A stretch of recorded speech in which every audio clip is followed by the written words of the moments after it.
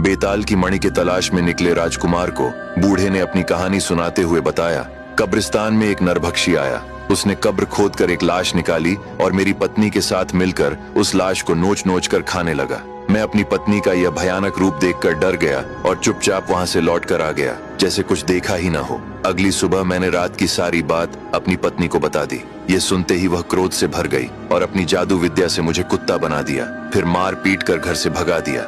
मैं भटकते भटकते एक व्यापारी के घर पहुंचा। व्यापारी बहुत दयालु था, मुझे खाने के लिए कुछ दे देता था, इसलिए मैं उसी के घर रहने लगा।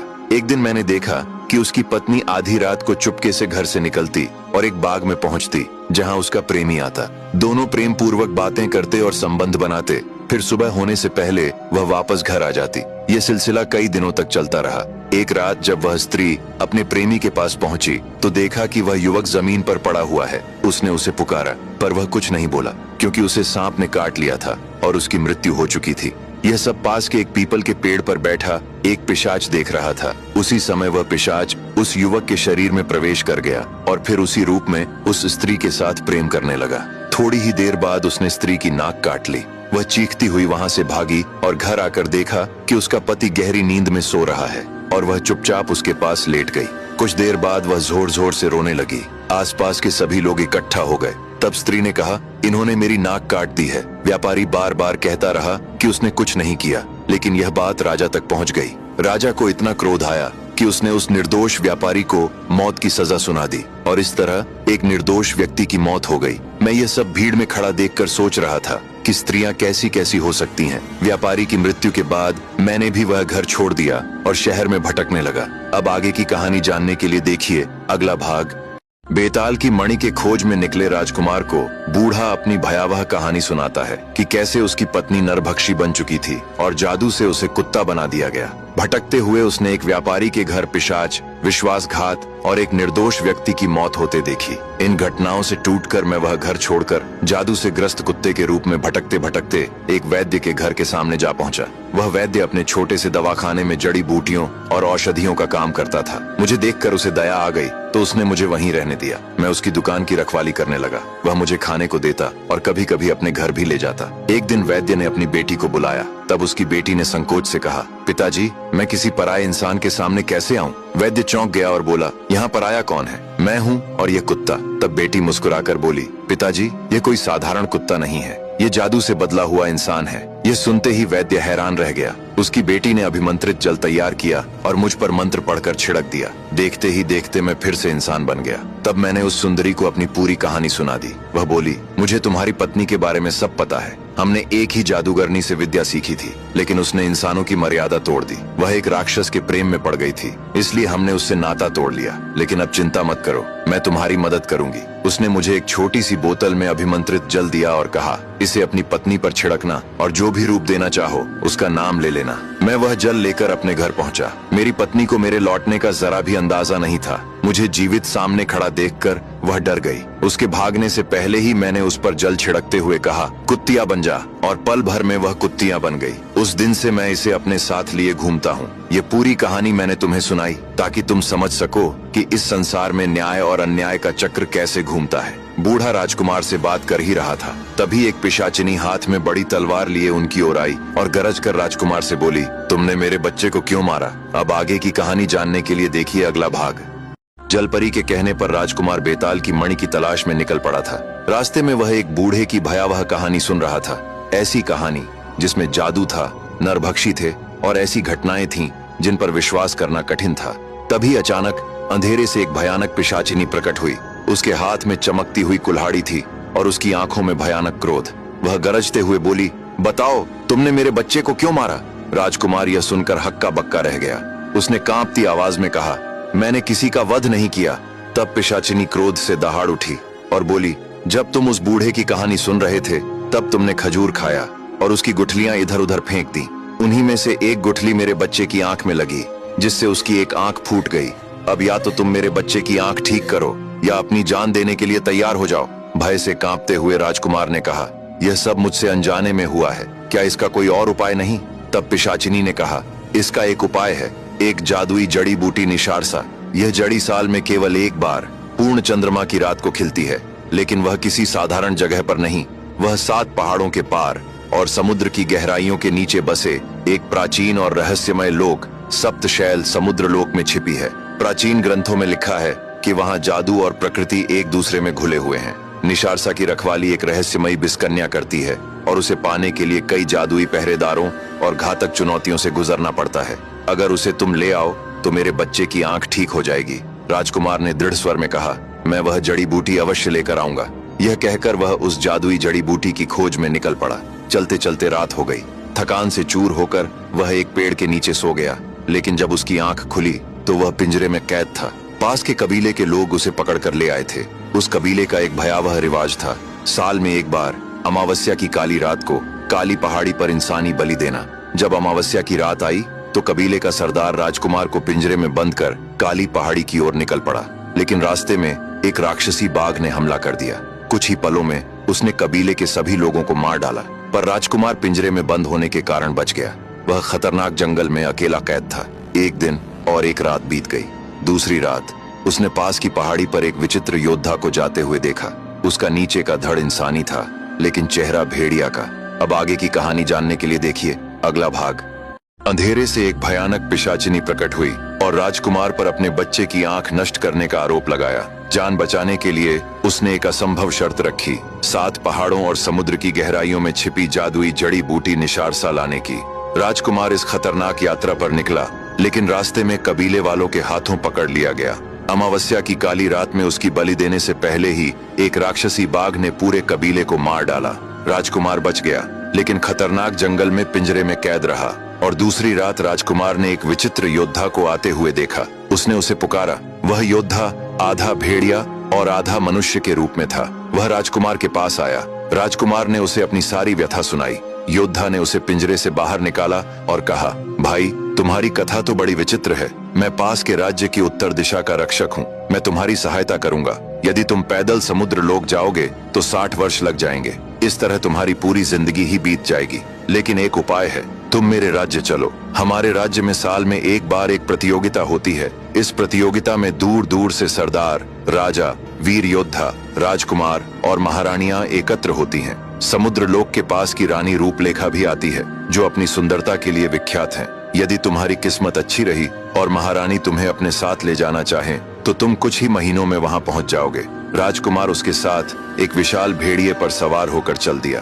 कुछ दिनों बाद वह समय आ गया जब प्रतियोगिता होने वाली थी। कई देशों के योद्धा, राजकुमार, राजकुमारियां, रानियां और सरदार आने लगे। चारों दिशाओं से लोग इस प्रतियोगिता में पहुंचे, जिनमें रानी रूपलेखा भी आईं। उनकी सुंदरता के आगे तो अप्सराएं भी फीकी पड़ जाती थीं। सभी ने अत्यंत आदर के साथ उनका स्वागत किया।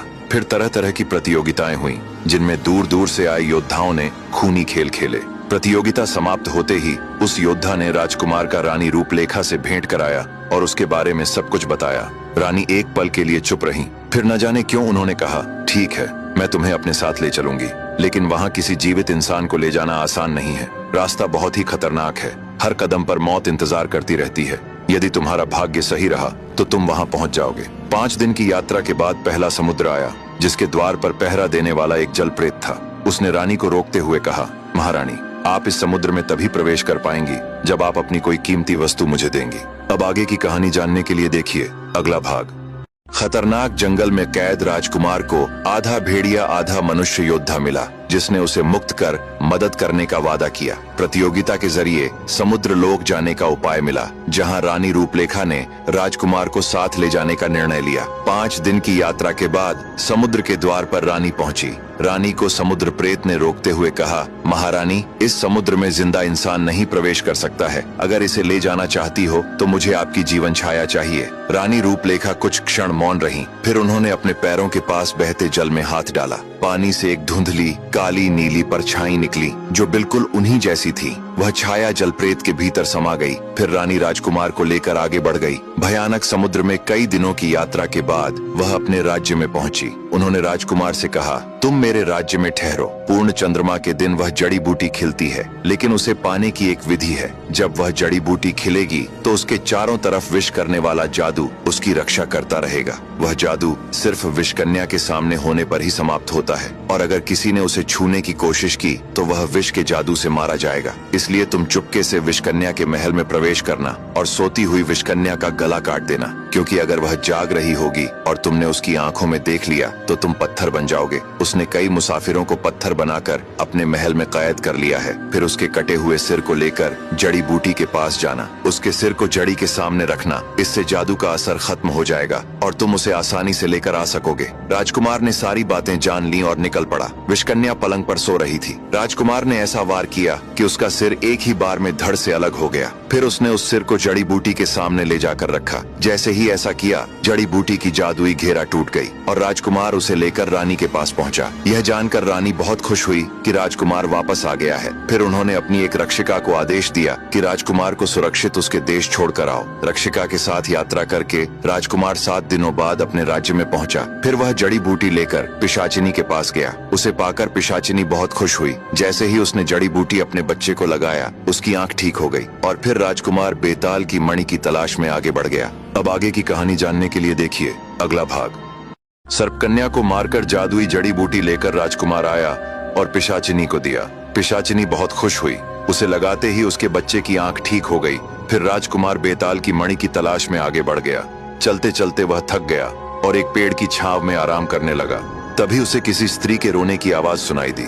राजकुमार ने ध्यान दिया कि यह आवाज पास में बने एक कब्रिस्तान से आ रही है। वह तुरंत वहां पहुंचा और जमीन की मिट्टी हटाने लगा।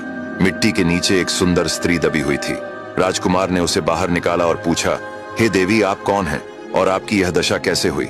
स्त्री ने कहा, मुसाफिर, मेरी कथा बहुत दुखद है। मैं एक साहूकार की बेटी हूँ। मेरा विवाह एक व्यापारी के पुत्र से हुआ था। हम दोनों प्रेम पूर्वक जीवन व्यतीत कर रहे थे। एक दिन हमारे घर एक नौजवान योगी आया। वह गंधर्व देश का निवासी था। उसकी पत्नी का नाम रूपसेना था, जो अत्यंत सुंदर थी। एक रात योगी अपनी पत्नी के साथ घर की छत पर खुले आकाश के नीचे सो रहा था। तभी आकाश में विचरण करता हुआ एक गंधर्व वहां आया। वह रूपसेना की सुंदरता पर इतना मोहित हो गया कि उसे अपने साथ उड़ाकर ले गया। जब योगी की नींद खुली और उसने अपनी पत्नी को न पाया तो वह गहरे शोक में डूब गया और मरने को भी तैयार हो गया। लेकिन लोगों के समझाने पर उसने धैर्य रखा और अपनी पत्नी की खोज में भटकने लगा। इसी भटकन में वह मेरे द्वार पर पहुंचा।